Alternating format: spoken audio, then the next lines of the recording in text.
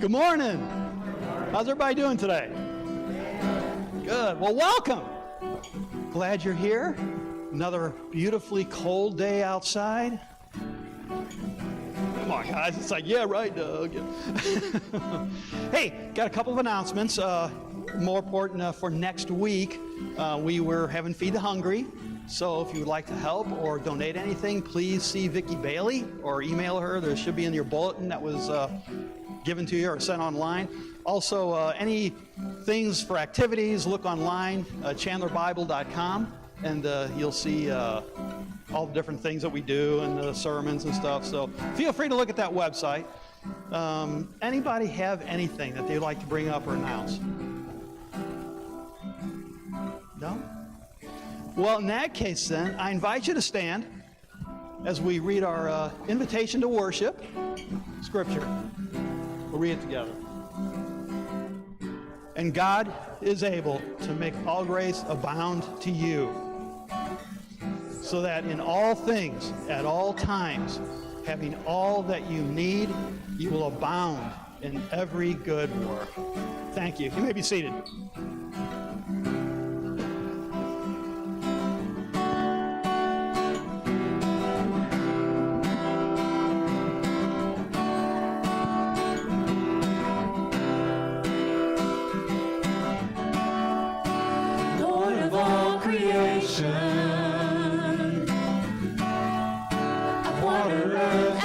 Sky. The heavens are your tabernacle. Glory to the Lord on high. God of wonders beyond our galaxy. You are holy, holy. The universe declares your majesty.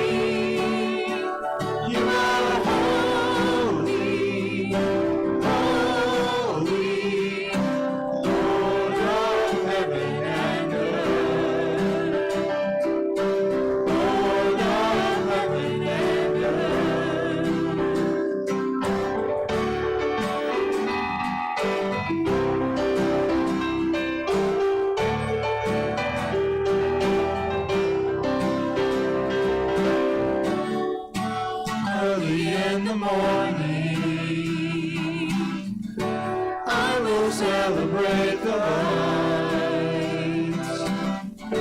When I stumble in the darkness, I will call your name by night. God of wonders beyond our galaxy, you are holy, holy. The universe declares your majesty. Holy, holy.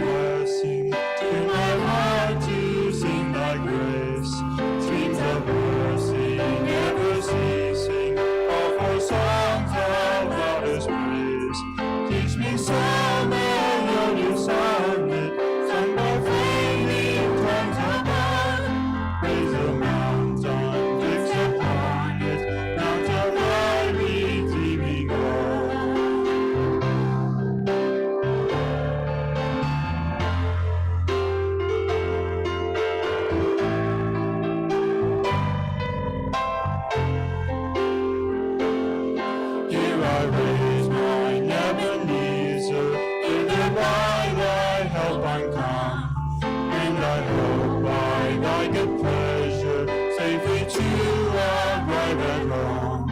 Jesus sought me when a stranger, wandering from the fold of God. He to rescue me from danger, interposed his precious blood.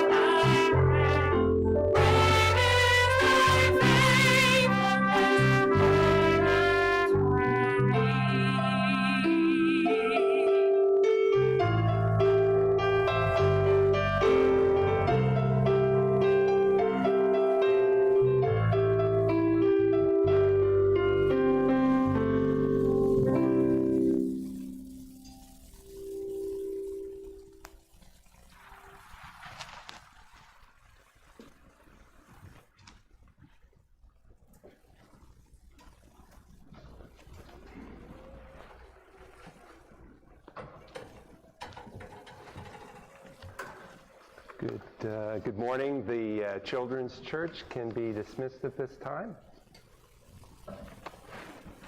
It occurs to me this morning that I'm preaching in front of the pastor for the first time. That's never happened. I know he's out there. I know you're out there, Sean, watching. And this is actually the first time, because I always preach when he's gone. So this is the first time I preached when I suspect I'm in front of the pastor. It's kind of like when I was in seminary and the guy preaching in the seminary chapel had to worry about the fact that Chuck Swindoll was sitting in the audience. It's kind of the same deal. So I'll do my best. The verse that we're going to be preaching from today comes from Psalms 16. It's a Psalm of David. It says, and we'll just be reading the first six verses of Psalm 16. It says, "Preserve me, O Lord, for I take refuge in you. I said to the Lord, you are my Lord. I have no good besides you. As for the saints who are in the earth, they are the majestic ones whom all my delight. The sorrows of those who have bartered for another god will multiply. I shall not pour out their drink offerings of blood, nor will I take their names upon my lips.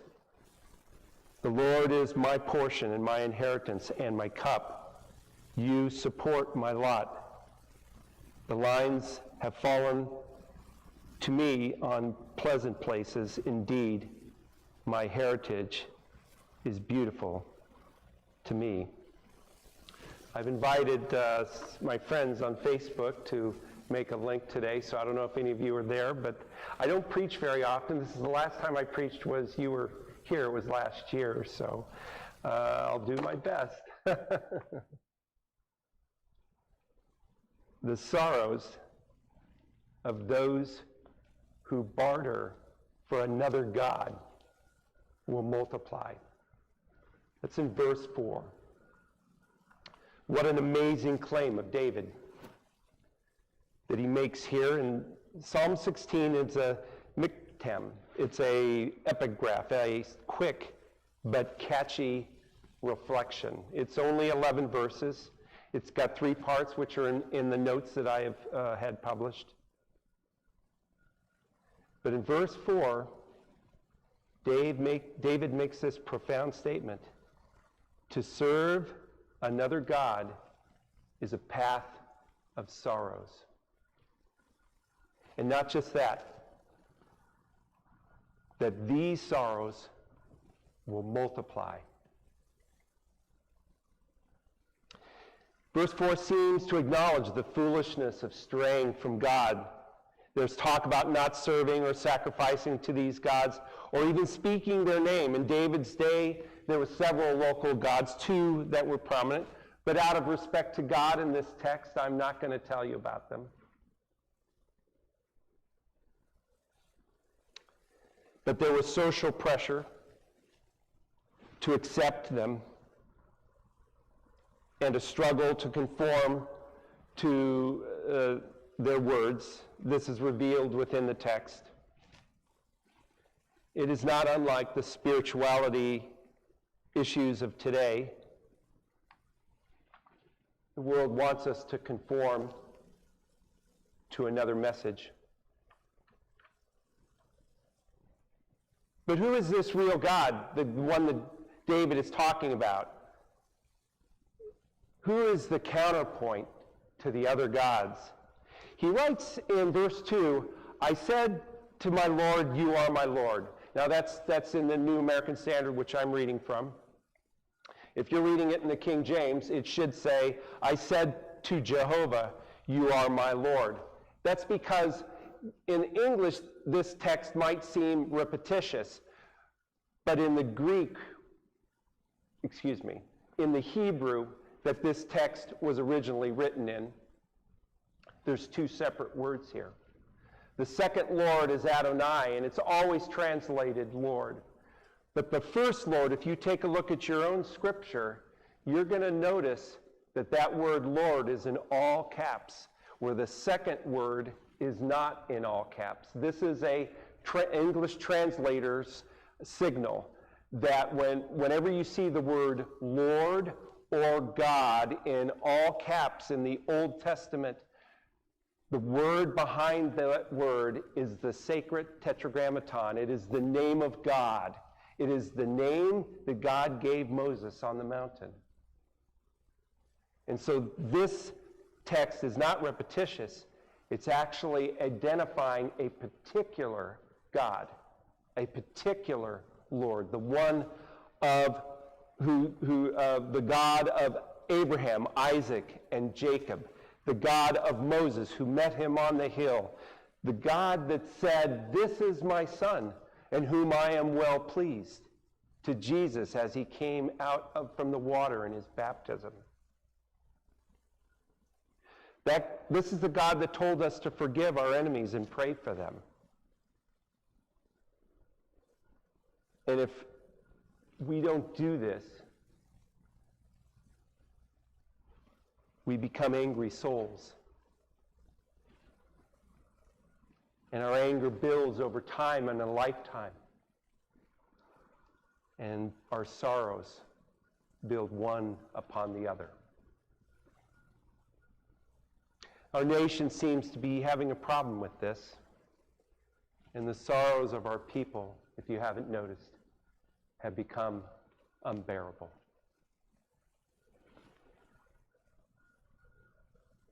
Because the God of our country doesn't forgive. No. You hold those grudges for a lifetime, for the existence, and the hatred, and the anger, and the hardship, and the sorrows build and destroy. The God of our country thinks it's okay to have sexual freedom. Thinks that's fine. And yet those who follow this God experience the divorce and the unwanted children and being an unwanted child.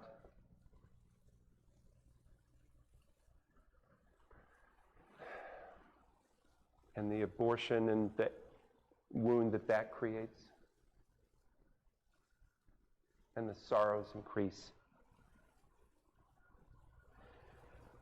The God of this country believes in the eternal dollar, mammon, over God. And in chasing this dollar, we pursue luxury and not modesty. And it leads to debt and jealousy and greed and hatred. And our sorrows increase.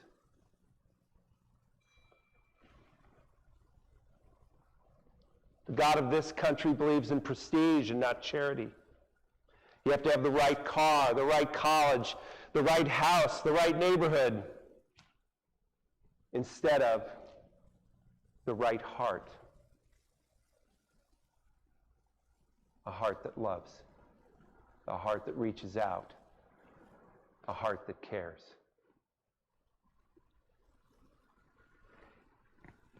Carrots we chase that lead us to many sorrows.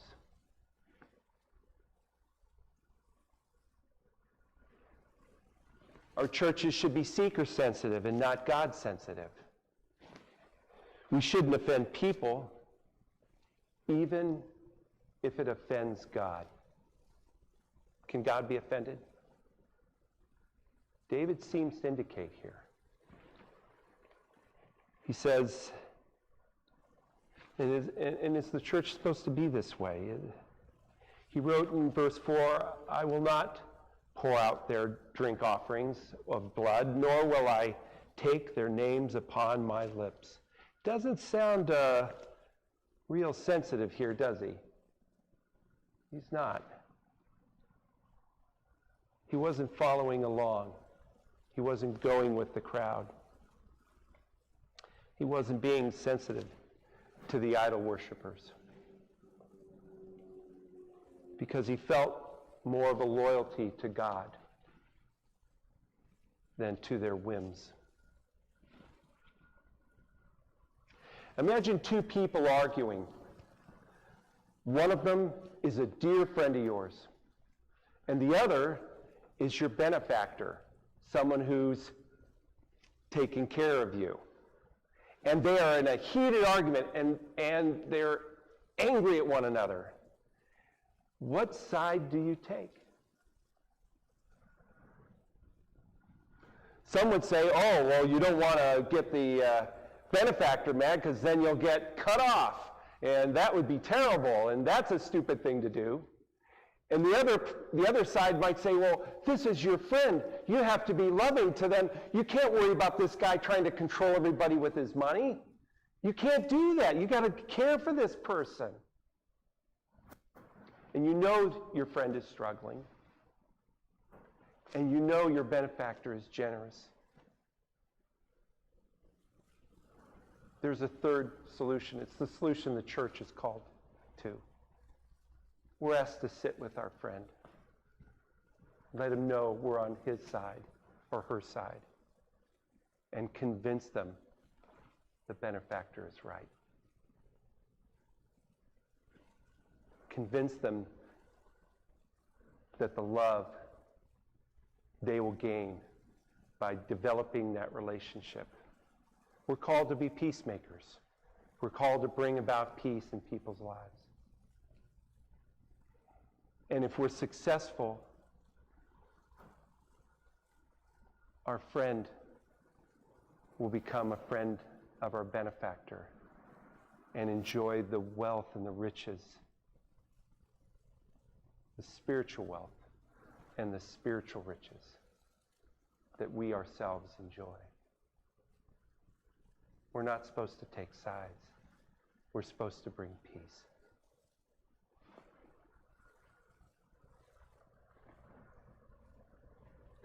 David said, the Lord is my portion and my inheritance, my cup. You support my lot. The lines have fallen to me in pleasant places. Indeed, my heritage is beautiful to me.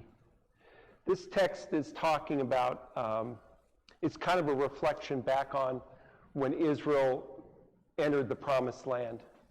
And God divided up the land and gave portions to each person. And when he says that the lines have fallen in pleasant places, what he's saying is, in simple phrases, the lot line, the portion of his property that he was given, wasn't in the middle of the Arizona desert. It was probably in Carmel.